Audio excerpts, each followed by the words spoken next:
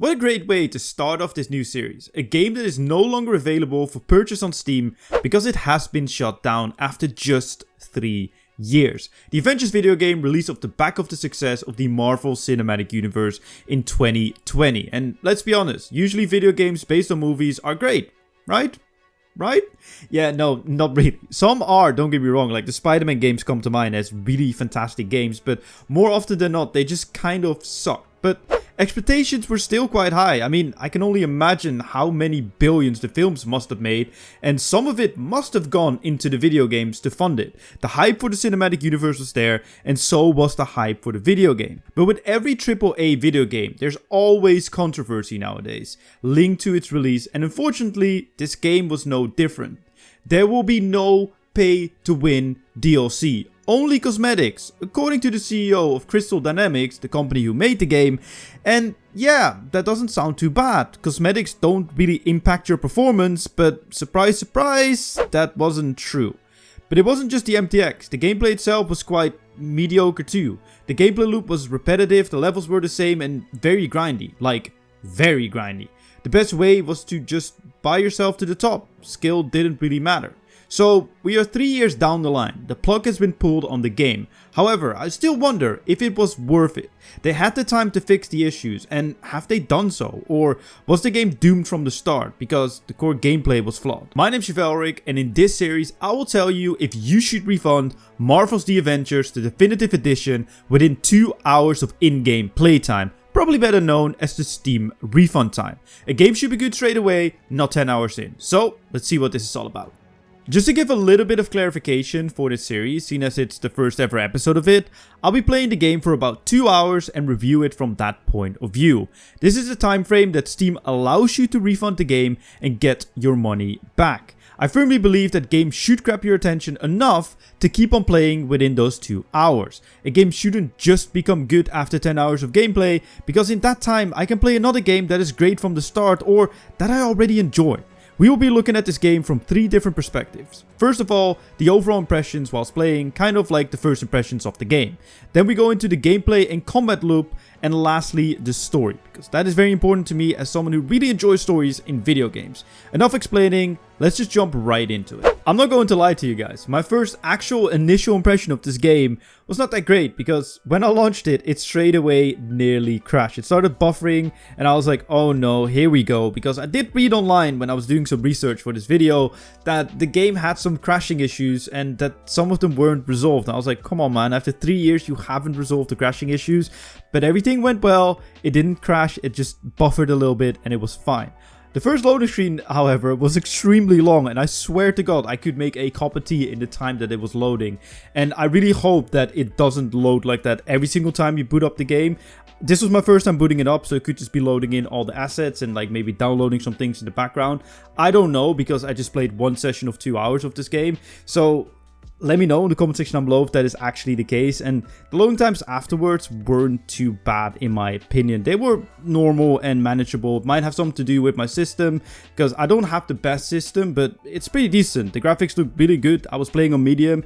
It felt really smooth as well, getting really high frames. There was no issues with that, so I really do appreciate that, because a game running smoothly is very, very important. And when it started up, we got this epic introduction to the stories in the game through cinematics and Nick Fury telling you all about it, which was sick. I didn't really know what was going on because it was a bit confusing because it was all at once, but it looked cool and I was interested and I wanted to know more about it. And speaking about knowing more about it and Nick Fury, he also explains all the parts of the menu and interfaces to you quite well in a very understandable one-by-one type of way, which I really do appreciate it. Look, I'm a big tutorial guy. I think tutorials in games are very important to have there and to be able to explain in such a cookie cutter way that everyone understands it. And it goes for the combat tutorial as well. You first start with your basic attack, then your more heavy attack, and then your range attack, and then so on, teaching you step by step how to do the combat. And I really do appreciate it. However, I do wish that you could pick your own adventure from the start. You start as Iron Man, which I wanted to start with anyway, so it didn't really bother me, but I do understand for people that want to start as Captain America or the Hulk that they want to do the first combat tutorial with them as well, because it kind of feels like a waste of time, because you level up your characters, which we'll get into when we get into the gameplay loop, whilst you are playing, and you're leveling up Iron Man a little bit to then switch to something else. And it would be great if that could be from the start, because once you unlock the missions, you can pick out of any of them anyway. So that's a bit weird, but maybe that had something to do when the game first launched, but I don't know. Let me know in the comment section down below. However, there is a big gripe that I do have with this game, and that is the overload of things to do. You just get there, you do the first little part of the story, and then there's just this entire list of missions and this entire map of things to do, and it's not just like one section, you unlock all the sections straight away, and it's just... it's one of those games that I would call an MMORPG light, and it just has an identity crisis. It wants to be an MMORPG, it isn't really an MMORPG, but it tries hard to be, but it also tries to be a story game, but it isn't really either of them, and that always just really annoys me. Like, just give me things one by one and then open up to like the big MMO thing, right? Like, make the tutorial part a bit longer, where it's just like, hey, here's the first set of missions. This is the first area, do all the missions there, and then everything opens up to you. But no, instead you get everything. Look, I understood by the level requirements that I wasn't supposed to do those other things, but it did feel really overwhelming, and it felt like I had choice to pick things and to do different types of storylines, but it wasn't the case, but we'll jump into that when it comes to the storylines as well. But when it comes to gameplay and combat, I have a lot more positive things to say. Like I mentioned before, the tutorial is actually really good, explaining everything in a very basic manner. The only nitpicky thing that I of course have about it is that you cannot pick your hero straight away at the first combat tutorial, and that you have to do it with Iron Man, even if you're never gonna touch it afterwards, which kind of sucks, but besides that, it's really good, because it teaches you everything you need to know about combat. The basic abilities, the strong attacks, the dodges, block/counter attacks, range attacks, ultimate abilities, ultimate support, and ultimate offensive abilities. You pretty much have 3 ultimates, which are really nice. You can kind of combine them. It's not like when you use one, you can't use the other one. They build up separately, and I really do like that, because certain situations really ask you to be really offensive, do a lot of damage, and it's good to use your offensive ultimate for it. But it doesn't make the support one obsolete like a lot of other games have it. Pretty much, usually with a lot of games, it's DPS over anything that supports other people. The support ability is really nice for when you do objective modes, where you need to defend a certain area, and with Iron Man you can do the shock around you and disable people so you can attack them and take them on, which is really nice. And your ultimate ability just does a lot of damage. It's just really strong, and it's Iron Man becoming this big version of himself. And the combat system also has builders and spenders, which I always really like. Builders are pretty much like your basic attacks, where you will be doing damage and it will build up your adrenaline, or whatever it's called in this game, to be able to do your strong attacks and eventually your ultimate abilities as well. And what I really like as well is you feel powerful. You feel like a proper Avenger, and that's what I really like about this game.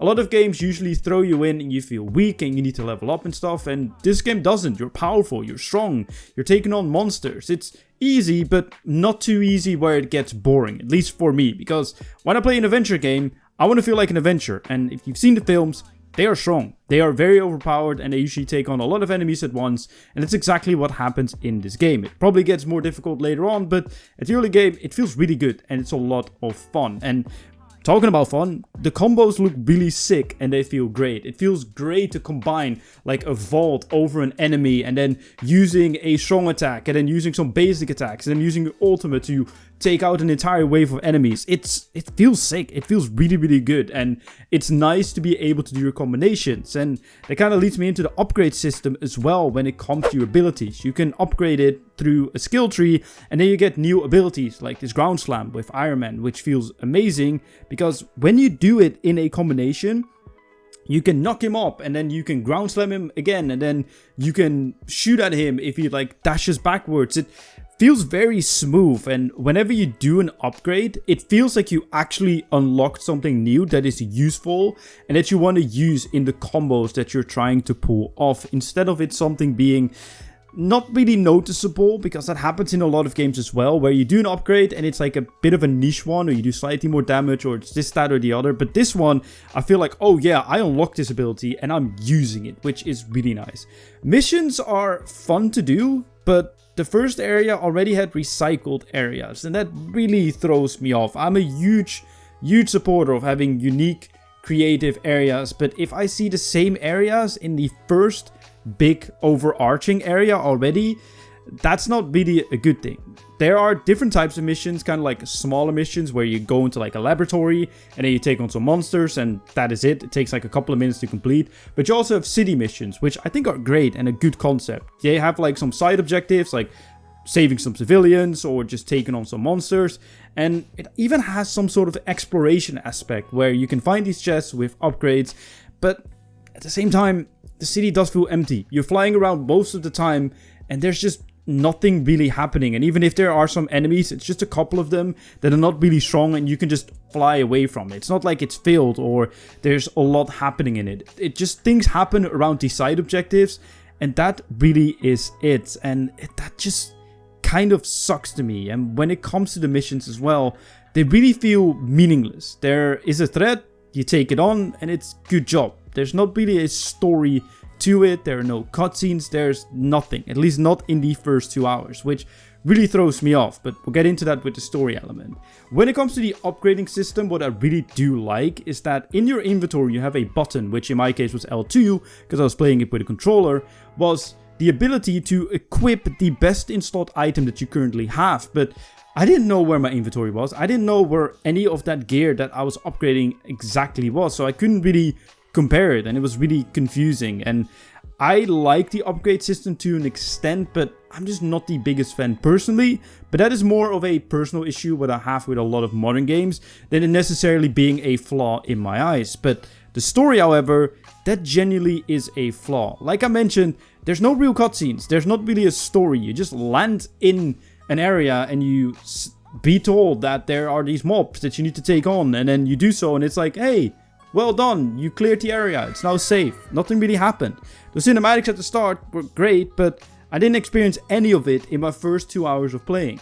The Avengers stories are usually fantastic, and it felt just really detached from what the Avengers is, or was, because it's been a while since we have an Avengers movie, right? Since Endgame.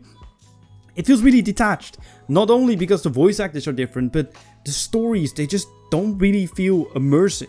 When it comes to those voice actors, they do a great job, by the way. They do a great job by capturing the essence of the character. It just kind of sucks that it's not the real voice actors or the actors from the actual films. But hey ho, I understand that they don't all want to do games. But I do want to give a shout out to Charles Purnell, who does Nick Fury. And I thought that was actually Samuel L. Jackson voicing Nick Fury. So GG on that voice actor, I guess, because he did a great job. But yeah, within the 2 hours I played, nothing of that story, of those amazing cutscenes, I got to experience. And that really, really throws me off about the game. Because like I said at the beginning of this video, I am huge on stories. And it was just endlessly defeating enemies and clearing objectives, which to me, I can do in any game. So with all that being said, should you refund the Avengers video game? I think that I would refund this game. The main reason for it is the lack in story, the confusing upgrade system, overwhelming amounts of content straight away,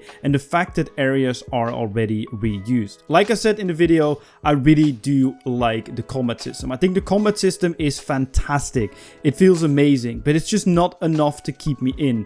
The missions just feel too bland to do, and I'm just getting bored playing the game, even if the combat is so good. And there is a multiplayer aspect to this game where you can do these missions with friends and do all these objectives and even raids, which probably is a lot of fun. But look, this is not a game that I want to spend the next 50 hours of my life or maybe hundreds of hours of my life into, because I'm not interested in multiplayer stuff and I'm interested in good story stuff. And I thought that I would get it with this game, but I didn't. And the fact that I'm already in the same areas and there's nothing really interesting to do in them also really throws me off. And yeah, this game is just not for me. But if you do like combat and if you do like multiplayer Destiny type of upgrade type of stuff, then this game definitely is for you, and I would highly recommend it. Because under everything that has gone on in the past with this game, there's just a really good game mechanically, but just there are some missing aspects to it that unfortunately never will be lived upon.